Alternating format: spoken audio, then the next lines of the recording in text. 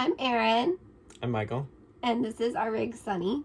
So we were headed to Texas for 5 weeks, and then we checked the weather.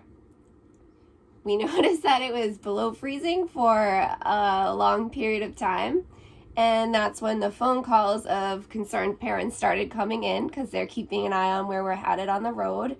Luckily, my parents are longtime RVers, so they kind of gave us the warning on how to winterize because we've never dealt with below freezing temperatures since we got our rig back in May. So we had to do some rush things in order to be prepared for the storm. So we went through our checklist. We needed propane, groceries. We needed to find some way to keep our pipes from bursting in the cold.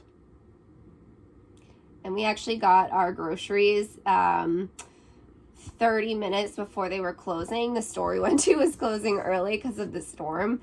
Texas definitely doesn't have the facilities to support this kind of temperature and this kind of ice. So there were definitely all the stores that we drove by were closing. So we got a little bit lucky with that one. So the one thing we didn't do, which I wish we did before we were kind of bunkering in, was laundry. So we did run out of some socks. We had to wear like the same outer layer of socks. I was actually spraying them with sanitizer to keep them fresh. Like you were wearing 3 pairs of pants at one point, and then I also had on like 2 or 3 pairs of pants. Yeah, the propane, we needed to have it last for a week, which is pretty doable, I think, but we don't really trust our sensors and say how much there's in there, so we were keeping it pretty cool and putting on like triple sweaters and triple pants, basically looking like a marshmallow. Yeah. And one funny thing is Michael didn't anticipate any of this type of cold weather while we were traveling, so he did not pack a winter jacket, so he looked very stylish in my outerwear. So we're driving through Texas, and there's a serious cold front, which Texas is not usually prepared for. We happen to wait till last minute to get some propane at a random tractor supply company in the boonies. The guy tells us they're the only place in 3 counties that has any propane, and that we're not gonna have any luck getting any like heat wrap or anything to keep our pipes from bursting. So we seriously lucked out, and then Erin looks up some type of place to try and winterize our RV, which is like not gonna happen.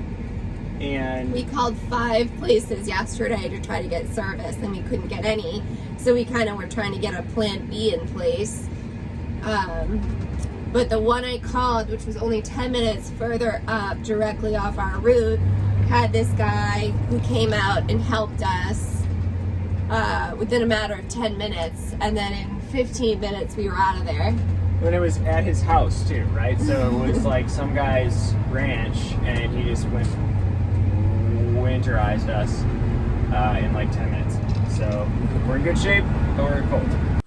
So the biggest challenges of the week were definitely staying warm, lots of layers and conserving the heat and bringing out throw blankets, and definitely insulating the vehicle. So we used all of our towels, like our beach towels, our actual towels, because we weren't able to take a shower. And we're lining them up and taping them up over the window, which I can still see some damage from. And then we need to paint. Also over the door, since that was bringing in quite a draft too. So definitely insulating is a challenge. RVs in general just don't have good insulation.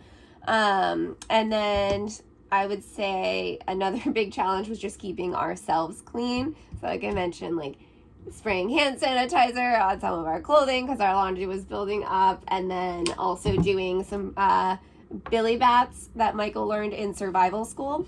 So that included boiling some herbs to help like sanitize with a washcloth in water and rub it on the body.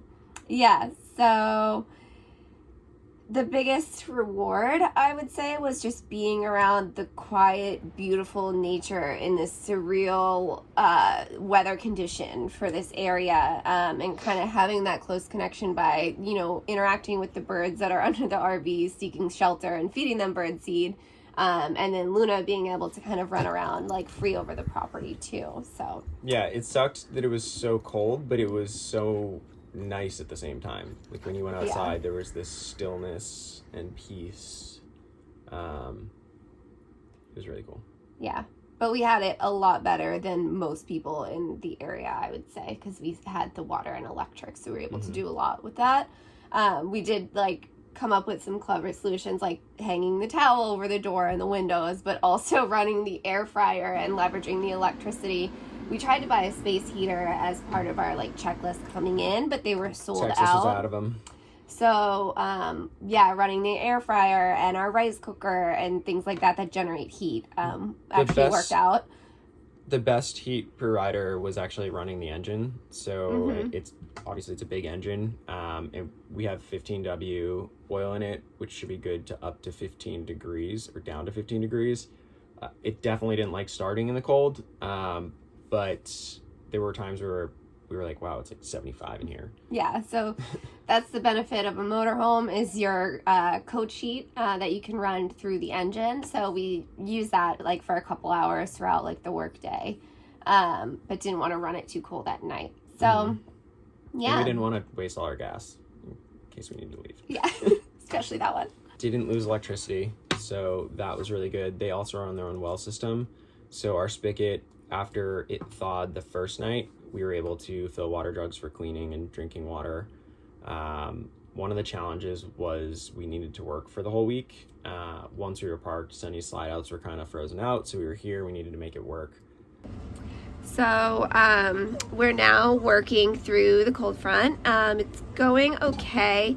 The power outages throughout Texas have actually impacted some of the cell phone reception, so it's causing a little bit of a lag, but luckily the booster is helping pick up some of that slack. Just did dishes in the bathhouse, which was a little bit of a trek with the heavy load. And then as I was coming back, the park rangers checked in on us, which was really nice of them to make sure that we're doing okay and have everything that we need. So one thing that I did notice is there's definitely a couple dead birds throughout the park. Definitely not used to this type of weather. Really sad to see. So to leave the park, we actually left on the Friday where it was actually 41 degrees, so things had started to thaw. We were able to melt the ice off of our slide outs and close those to get everything tucked away. What we needed to do was fill our propane again, which is a real big challenge since everywhere was out. I probably called like 5 different places, Tractor Supply companies, things like that. I finally got this one guy who said that they were going to get a new shipment in tomorrow and to come at 9 a.m. when they open. So we were one of the first people in line to get propane, and luckily we filled our tank again so we can have that for cooking at our new spot. The other thing that we did was wash Sunny. He was super dirty. And then, like we said, using all the towels as insulation and then, wearing 3 pairs of pants at once. We had 120 pounds of laundry. We filled up 4 big barrel drums of it in order to get it all done. So that was definitely on the list to do. And then while Michael was looking to go fill the gas tank again, I went into one of the grocery stores in town, and it was really wiped out, like lots of empty shelves everywhere. We got everything actually we needed on our list, so that was really fortunate that they had that, but definitely saw like the impacts. So we're at the new spot, and they had electric online. They have a little bit of water from a gravity well, but their primary source is a pump well, and the pump froze out, and the piece they can't get for a couple days, probably Monday or Tuesday. So things are pretty good though. The weather has been really good. We do have water. The staff brought us a 5-gallon jug of water yesterday, and it's going to bring us another 5-gallon jug today. Yep. And they're really friendly. They're keeping us updated. So overall conditions are improving for sure. And it's gorgeous here. It's beautiful. And there's a pig and baby cows, but we will show you those in the next video.